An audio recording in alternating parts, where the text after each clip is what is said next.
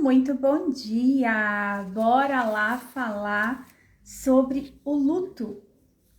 Não tem como falar de luto, minha gente, sem falar de perda, né? A perda é um movimento que acompanha o luto. Na real, o luto é uma resposta emocional à sensação, à percepção que temos com relação às perdas. E o luto não diz respeito apenas, né? Não diz respeito apenas quando a gente perde alguém. O luto, ele vai muito além desse sentimento de tristeza e vazio por ter perdido alguém. Então, vamos falar um pouquinho aqui sobre as perdas e depois as 6 fases do luto. Estamos num tempo propício, né? Amanhã, dia de finados, e muitas memórias vão vir daqueles que se foram, os queridos que a gente amou e que tá na nossa memória, vive na nossa vida. Mas é preciso saber lidar com as perdas. Porque ao longo da vida, né, eu tenho aqui 44 e vocês que me acompanham aqui também tá nessa faixa, vai ter muitas perdas e a gente precisa aprender a lidar com elas, sim? Seja bem-vindo, quem tá chegando aqui, forró, adoro um forrozinho. Deixa eu disparar esse aviãozinho aqui, convidando a galera para chegar para essa live, falando um pouquinho de perdas.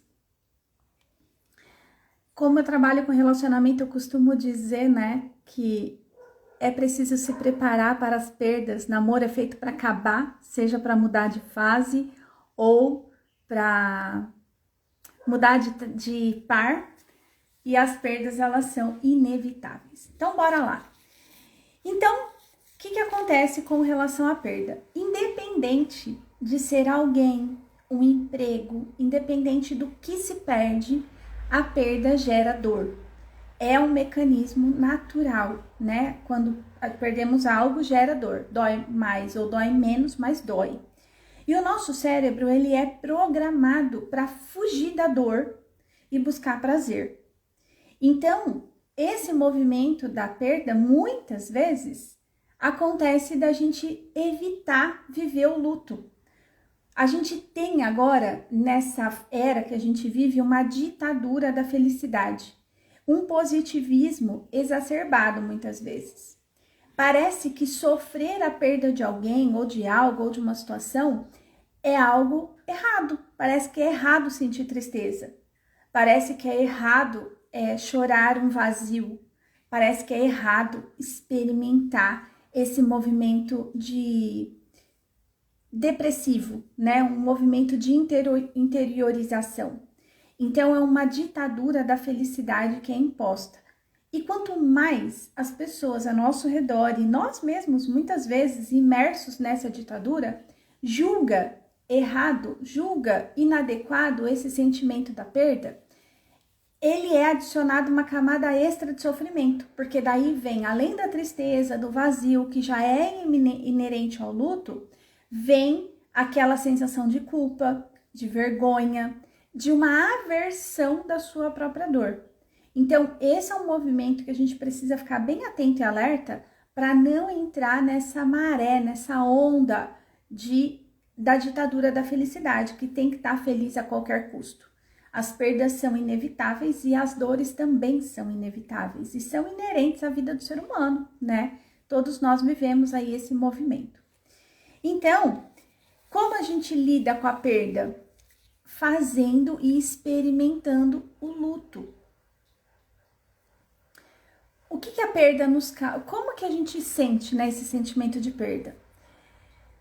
Perder é como a gente só perde algo daquilo que a gente acredita que faz parte de nós. Então, somos pais porque temos filhos. Eu tenho 2 filhas adultas já.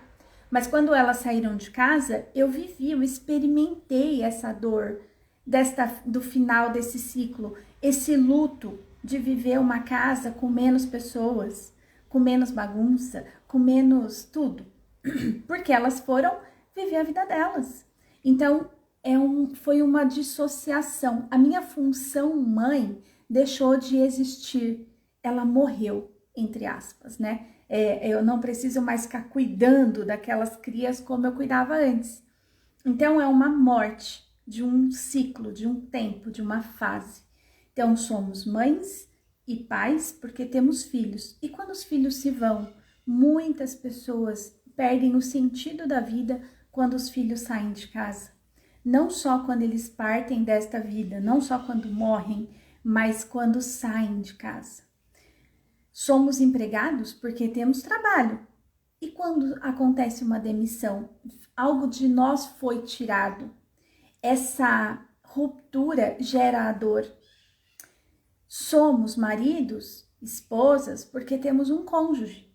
E quando acontece um divórcio, quando acontece desse cônjuge falecer, quando acontece uma ruptura, também vivemos o luto. É extremamente importante a gente olhar para as perdas que a gente foi tendo ao longo da vida e ver se a gente experimentou de verdade os lutos a cada uma delas. Porque senão a gente traz essa aversão à dor, a gente fica mascarando as dores com essa ditadura da felicidade. Tenho que ser feliz a qualquer custo. E muitas rupturas englobam outras pessoas e outros movimentos. Vou dar um exemplo bem claro disso aqui. Eu me divorciei, né, no primeiro casamento. Vivi 10 anos, depois eu me divorciei e vivi 10 anos sozinha. Olha que muito louco. A fuga da dor, muitas vezes, às vezes inclusive pelo medo de sentir algo, a gente se camufla e a gente vai adiando coisas. Existe um processo na justiça, né, com relação à minha casa, um patrimônio que foi construído a dois e que ele ainda não foi dissolvido, não foi dissociado. Existe um vínculo ali ainda. E aí, esse processo durou, tá lá na justiça ainda há mais de 10 anos, porque eu já tô casada de novo há 2 anos e tem 10 anos que eu fiquei sozinha, enfim, um processo que rola 2 anos. Eu, nesse processo de revisitar ciclos que não foram encerrados, eu vi que eu não tinha dado entrada ainda na nulidade do meu matrimônio, na cúria da Igreja Católica. Então eu fui lá encarar esse processo de finalização de ciclo. O divórcio aconteceu há anos atrás, só que mesmo depois de ter divorciada oficialmente, civil, no papel, existiam ainda etapas dessa separação que não tinha sido concluída. Então, esse revisitar os ciclos que a gente não encerrou por completo faz a gente se tornar mais livre para viver e experimentar as dores e os lutos que a gente não experimentou na sua totalidade. Então, a gente vai aprender a lidar com as perdas a partir de experimentar as 6 fases do luto. Bem-vindo, Irso! Estou falando aqui um pouco sobre luto e perdas, como lidar com as perdas. O luto não é só sobre quando a gente perde alguém. Então, o luto é uma resposta emocional a alguma perda. E eu tô contando aqui sobre as perdas que a gente tem ao longo da vida e que a gente precisa experimentar o luto. Bom, então dito tudo isso, vai pegando aí na sua memória, vai puxando aí no seu olhar. Quando a gente olha para trás com um saudosismo, com um olhar com aqueles questionamentos, e se eu tivesse feito isso, se eu tivesse feito aquilo, e se. E um outro alerta muito importante aqui com relação às perdas é quando a gente adota as extremidades do sempre ou do nunca. Quando a gente tem essa ruptura, quando a gente perde algo que parece que estava integrado em nós, a gente tem esse movimento de nunca mais eu vou fazer tal coisa. Eu mesmo fiz isso. Quando eu me rompi da relação abusiva, eu falei, nunca mais vou me relacionar com ninguém. Ou a gente entra no sempre. Não, agora eu sempre vou lembrar de tal coisa. Eu sempre vou fazer tal coisa. A gente fica no nunca ou no sempre. Mas o coração, ele tem uma capacidade infinita que é promovida pelo Santo Espírito de amar. A gente tem uma capacidade, assim, coração é feito para amar. Então, quando a gente vai para as extremidades do sempre ou do nunca, a gente vai fechando o nosso coração para as possibilidades de amar. O luto, essa perda que gerou um vazio em nós, não vai ser substituído. Aquele vazio, ele não é substituído, mas você pode construir no entorno do vazio, no entorno daquela falta, daquela sensação. Como um memorial, por exemplo, tipo, teve um avião da TAM lá em São Paulo, que ele não teve um acidente que na pista ele não freou e matou todo mundo do avião, inclusive as pessoas de um prédio. O que aconteceu? Eles fizeram um memorial. Quando a gente olha para, sei lá, as Torres Gêmeas, foi construído um memorial. É possível construir um memorial lindo de viver e continuar o ciclo da vida amando incondicionalmente, inclusive os nossos vazios. Então, esse é um movimento que eu quero propor aqui para você, quando você olhar para as perdas.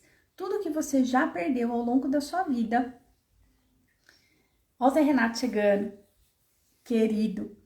Tudo que você já perdeu ao longo da sua vida gerou sim um vazio. Existe um vazio no teu coração, mas é possível, ao redor desse vazio, você abrir o teu coração para o novo e colocar o seu coração para fazer aquilo que ele mais tem capacidade e habilidade, que é de amar. Então, esse é o movimento proposto aqui. E aí, quais são as 6 fases, então, do luto que a gente vive a partir da experimentação da perda?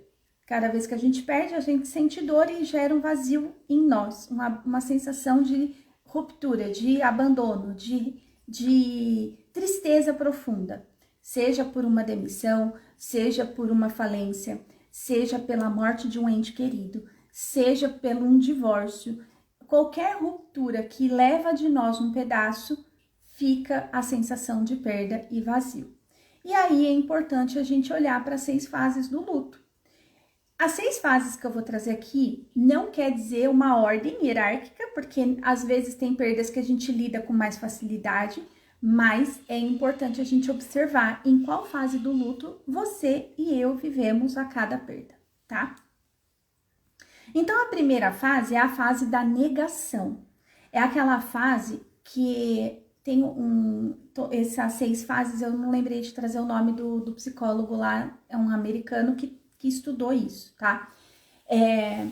Não lembro o nome dele, depois eu vou fazer um comentário aqui, coloco a referência.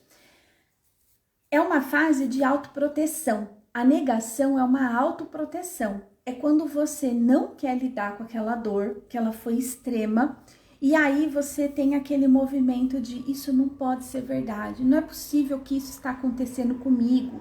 A gente tem essa negação e é uma dificuldade de internalizar o que foi perdido. Parece que é irreal, é como se faltasse o nosso chão.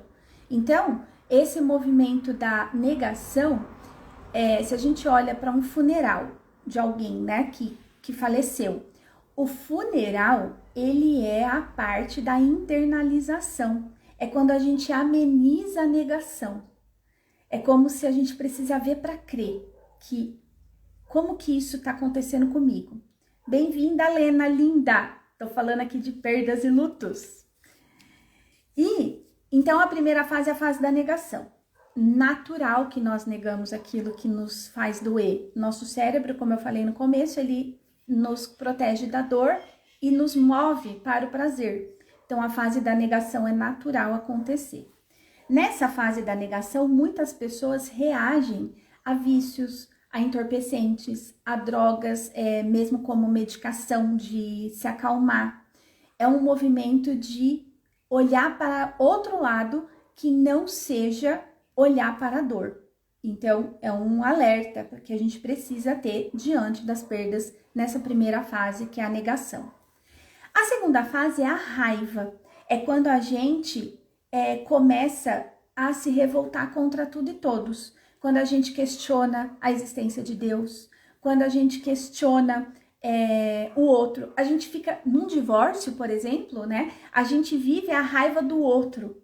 Ele não era tudo aquilo que eu queria, que eu esperava, que eu desejava, e eu vivo essa raiva.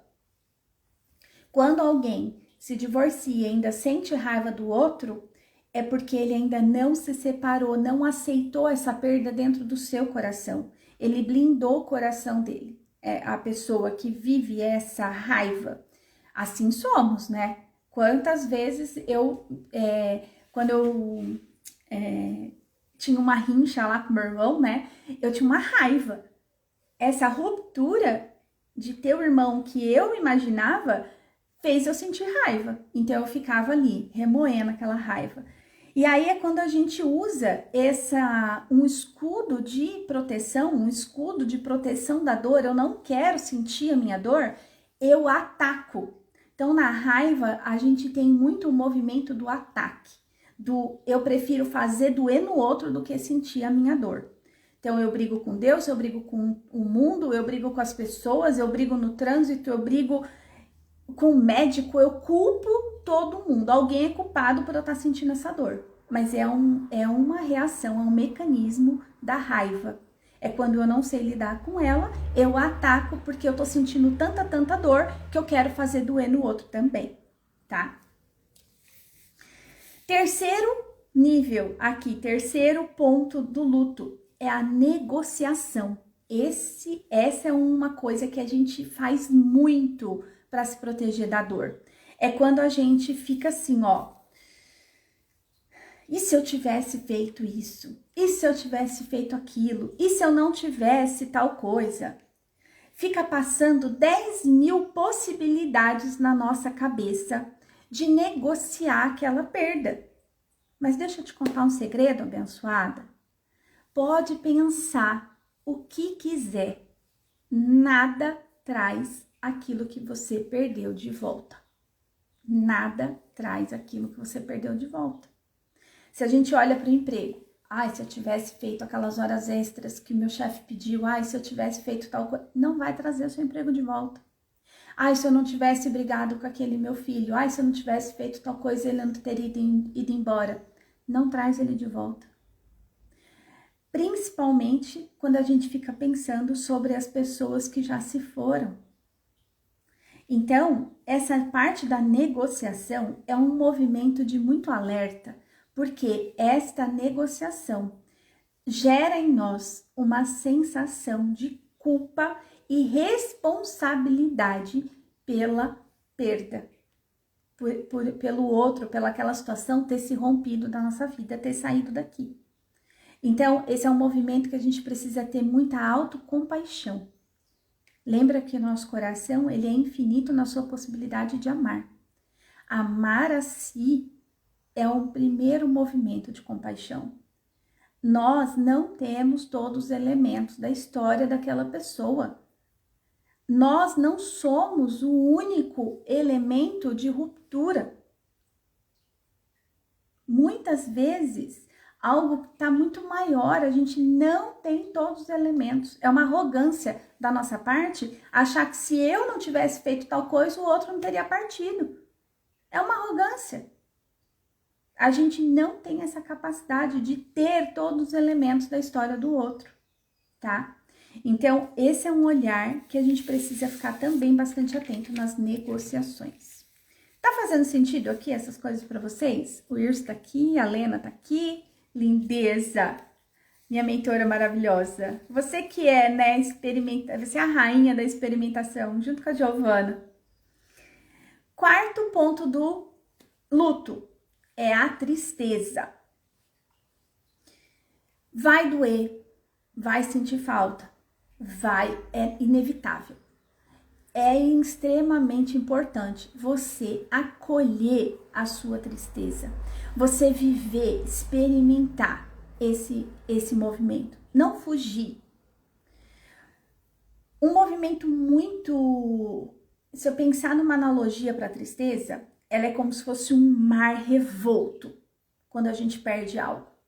Aquele mar muito agitado, com ondas gigantescas. A tristeza é um movimento que vai acalmar quanto mais você chora, quanto mais você coloca para fora, as ondas vão se acalmando e vão diminuindo ao ponto que esse mar começa a se tornar tranquilo. Então, viva, sinta e acolha todas as suas tristezas. Ignore as críticas, os julgamentos da ditadura da felicidade das pessoas que estão à sua volta. Ninguém tem condição de mensurar a sua dor.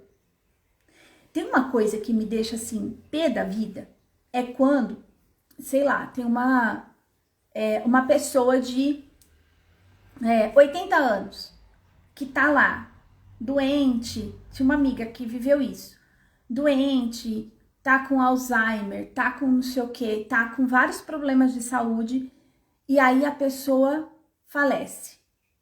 Aí vem aqueles que falam assim, ai, pelo menos agora você tem vida, pelo menos agora você descansa, é um alívio. Gente, a gente não tem como mensurar a dor do outro. Não importa a condição, não importa a idade. Aquele elo foi rompido, algo foi tirado daquela vida. A pessoa que fica vive esse vazio.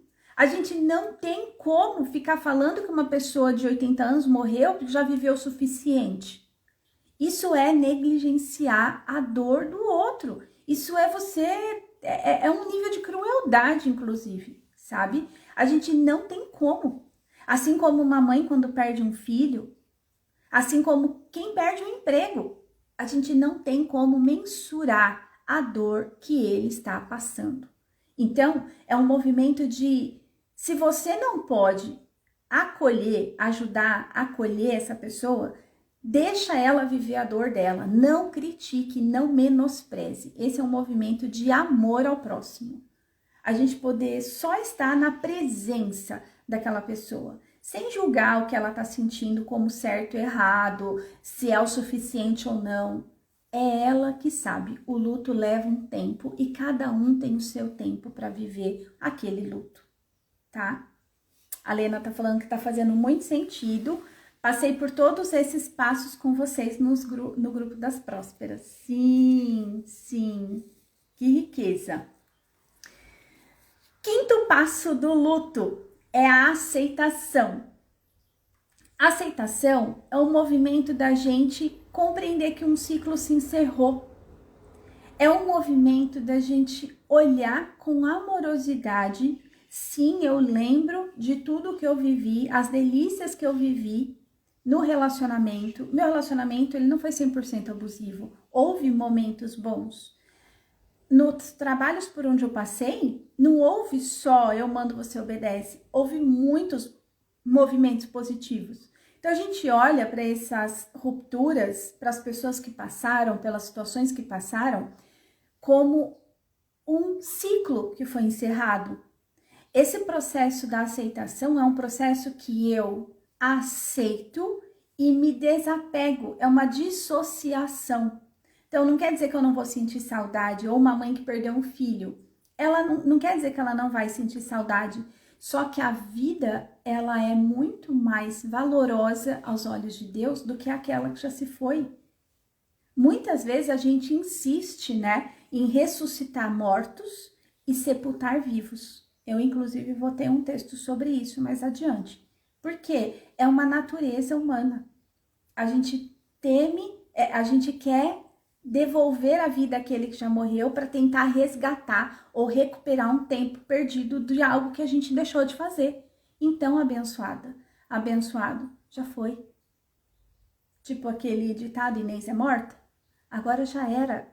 Então, agora é o processo da aceitação. Eu aceito que eu fiz o melhor que eu pude com os recursos que eu tinha e que essa pessoa se foi. O trabalho se foi. A falência veio a serviço da vida, se foi. Tudo tem o tempo certo para acontecer. Como diz lá na passagem. Entre o firmamento e o céu, tudo tem um tempo para todas as coisas. O ciclo se encerrou. Então, o processo da aceitação é um processo de vai existir saudade, vai existir lembrança, mas eu olho para aquela vida, para aquela situação com gratidão. Porque sem aquela pessoa, sem aquela situação, ou aquilo que foi rompido, tirado de mim, eu não seria quem eu sou hoje. Então, quando eu olho para trás, vejo meu relacionamento, aquele que foi abusivo por primeiro, Eu não seria quem eu sou hoje se eu não tivesse passado na vida daquela pessoa e ela na minha. Eu não teria o fruto desse amor que é a Larissa, por exemplo, entende? Então, é um movimento que a gente precisa olhar para o ponto da aceitação. Aceitação envolve desapegar-se, né, dissociar, incluir com amorosidade no nosso coração tudo que foi, como foi, e a gente faz um processo de perdão, de auto-perdão e perdão com o outro. Esse é o movimento da aceitação. E o sexto e último passo do luto é o encontrar um sentido. O que a gente faz para quando a gente já viveu aquela dor? É quando a gente encontra um sentido, a gente não fica mais culpando, negando, justificando, a gente não fica mais projetando aquela dor em outros. Não, já passou as fases. É quando a partir daquele vazio, a partir das fases vividas, experimentadas, da negação, da raiva, da negociação, da tristeza, da aceitação, eu pergunto, o que eu posso fazer para além? O que eu posso fazer para construir algo bonito em torno desse vazio? É o movimento do encontrar um sentido. E aí, aqui entra um ponto que é bem legal. O Gabriel comentou aqui, né? Eu tô com saudade dos meus amigos que já faleceram. Olha que riqueza que o Gabriel trouxe aqui. Tem uma pessoa que chama Maria Lúcia Homem.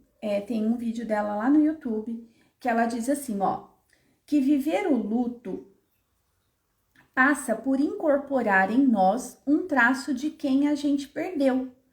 Esse é um dos movimentos. Então, o Gabriel tá dizendo que tem saudade dos amigos. O que desses... Lembra que lá na aceitação eu olho, incluo com amorosidade e deixo ir, eu desapego. Então, aquela vida, ela não está mais aqui presente. Mas o que eu trago daquela experiência vivida com aquela pessoa, com esses amigos, o que ficou imprintado em mim, que eu posso propagar no mundo hoje? Essa é uma forma de perpetuar as coisas que a gente aprende com as pessoas e situações que a gente viveu. Então, esse movimento, o sexto movimento do luto, de encontrar sentido, é que eu tomo todos esses aprendizados, incluo eles na minha vida e torna você uma pessoa diferente. Cada um que passa na nossa vida deixa uma pegada. Não importa se ela eu não gosto de falar boa ou ruim, porque não existe bom e ruim para mim. Tudo é experiência. Então, a pegada que eu deixei na vida de cada um de vocês e que vocês deixaram na minha vida, a pegada das pessoas que passaram pela minha vida, que deixou marcas, tem tudo a ver com o que eu faço com isso hoje. Não é mais sobre chorar o que foi feito. É sobre o que eu faço a partir daquela dor.